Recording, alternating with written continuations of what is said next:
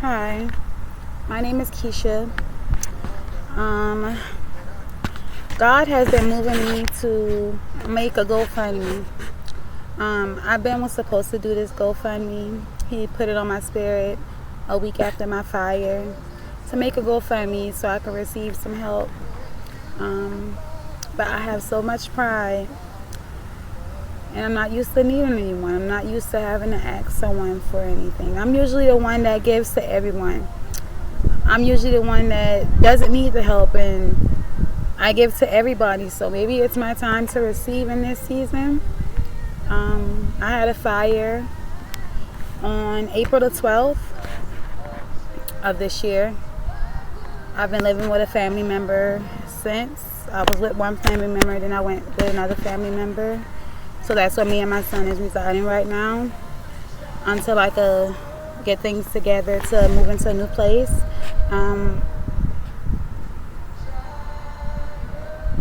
God placed it on my heart a week after the fire to make a GoFundMe, Keisha. But I wasn't obedient because of my pride. And now I'm letting that pride go.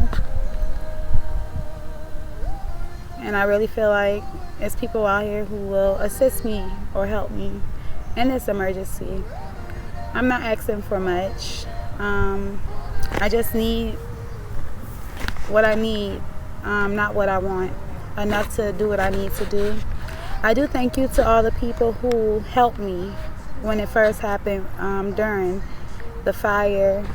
Red Cross came and they gave us some funds, and my son's school, they came through and they supplied me and my son with clothes and anything that we needed, clothing, because we lost everything. We're not able to go into the apartment. The insurance company condemned the building, so if there was anything that was salvageable, we still can't go in there because it's dangerous.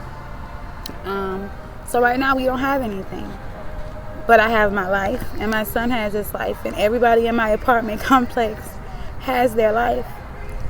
So that's all that matters, but I am ready to be in my own space again, and right now I'm just lacking the funds to do so. I have been out of work for the last 5 months. My car broke on me and I wasn't able to get it fixed. I just got my car fixed 2 weeks ago. Thank you to the people that assisted me with that, because I didn't have it to where I could maneuver to get around a little better so I can look for a job and find a job. Any job that I've tried to get on over the past few months, they wouldn't work on my schedule. I have a son, so I can't leave my son at home by himself. So I sat, and I feel like that's what I was supposed to do. I feel like in my spirit, that's what God needed me to do, is I needed to sit, and I needed to put my faith in Him and my trust in Him to make things work for me. And He did. He did just that. My lights didn't get cut off. My rent was paid. I walked wherever I needed to go. I was able to hit groceries. We had everything we needed. May not have what we wanted, but we had everything we needed, and I thank Him so much for it. The day of the fire, I had 2 interviews that day, and I went to these interviews. I left. I got on a bus. I didn't get home until after 1:40 that day. And I spent majority of my time outside. I like to be in nature. I feel like we connect more with God, with our Father, when we're in nature. And I decided to spend most of my day outside. So I talked to one of my neighbors, and and I was talking to another one of my neighbors, and she came home, and it was around 5 o'clock, I believe. And I was just sitting. I didn't cook that day. I didn't have my stove on that day. Nothing was lit in my home. So I'm not sure how that fire started. But one of my neighbors came home, and I was asking her how was her day. And God spoke to me, and He told me to look up, Keisha. And for some reason I looked directly up, and I looked up at my window over my shoulder. and I saw smoke seeping from my window. Not really thinking, I ran upstairs.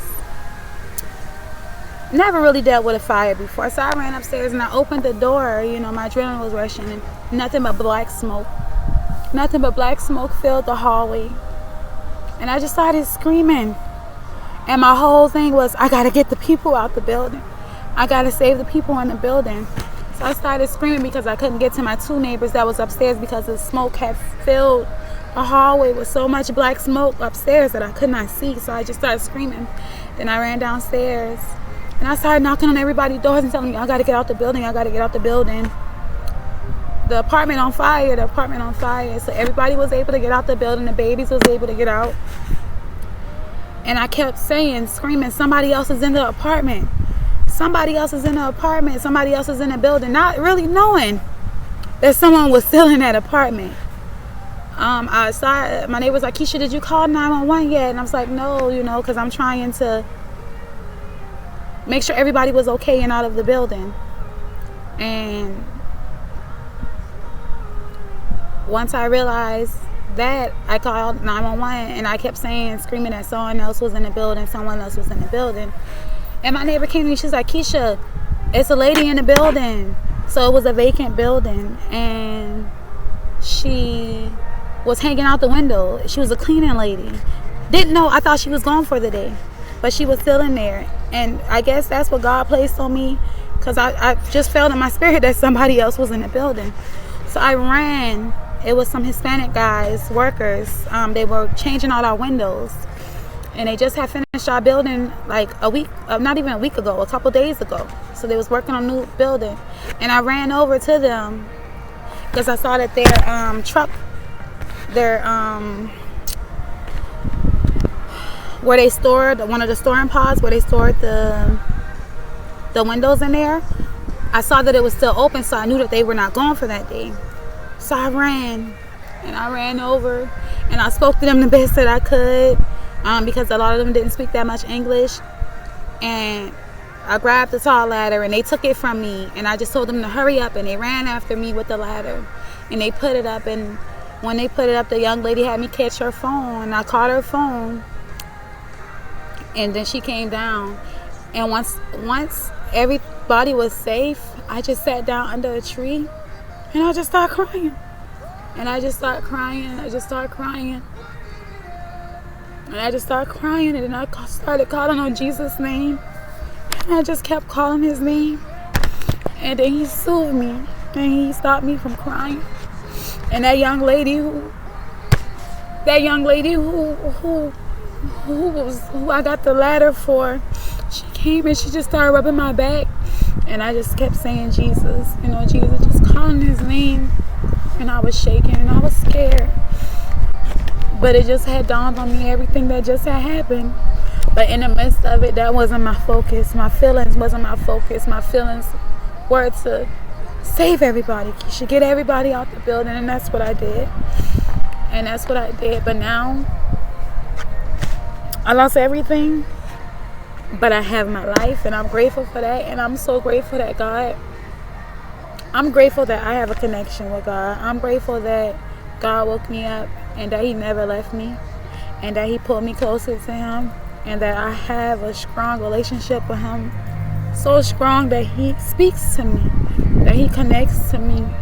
And had he not told me to look at that window, ain't no telling what would have happened. And I thank him so much for saving me and saving all of my neighbors. And no one was hurt. No one was injured. One of the firefighters, he did have some breathing problems. But before I could get to him, because I was just sitting down and I had to get away from everyone because everyone kept asking me what happened. And I can't give you the answers. I just know that there's a fire. So I sat away from everybody and I sat down in nature and I was just praying and I was just talking to God. And then I felt the need to get up and go pray for that man. But before I could get to him, they had done took him away. So I went to the officers that was standing there and I asked them, where did he go? And they said they're taking him to the hospital. And I asked them, I said, I wanted to pray for him. or whatever. And it was like, it's okay, we could still pray for him. And I grabbed it was 3 of them, and I grabbed their hands, and we all joined hands, and I prayed for him that God healed his body from the inside out. When I went to go pick up my police report, I did ask about him and if he was okay. And the EMS worker, he did tell me that he was doing fine, and I'm happy that he's okay. But I just wanted to share a little bit of the story about what happened. I'm not asking for much. Whatever you could do is enough. I just got hired on a job. Thank God for that. I will be starting maybe within the next week or so. But right now I'm just trying to get funds together to be able to move. Like, I don't care about not having furniture. I don't care about not having anything in my house, honestly. I just want to be in my own house. And all I'm missing is the funds to do so. Whatever you guys can donate, whatever you could do, I appreciate you, and I hope and I know that God will bless you for helping me. It's taken a lot for me to do this. I'm not usually one to ask for help. I had a conversation with 2 young ladies today, and I knew I was supposed to be in that circle with them, and we were talking about pride and how us women or men, because we're so not used to asking for things, we'll just sit there and struggle. We'll just sit there and struggle and just struggle because we so used to doing it on our own and doing it by ourselves that we don't know how to ask for help. So we're going to struggle. So here I am. Here I am, finally obeying God and asking you guys for help, to help me and my son so we could get into a place a little quicker than waiting for me to start working to receive paychecks. And trust me, if you help me, I will always pay it forward. I always pay it forward. I always bless people. No matter what, I'll stop on the side of the street. I give people money. I help when I can. That's just me. That's the spirit God gave me. And it ain't always about monetary.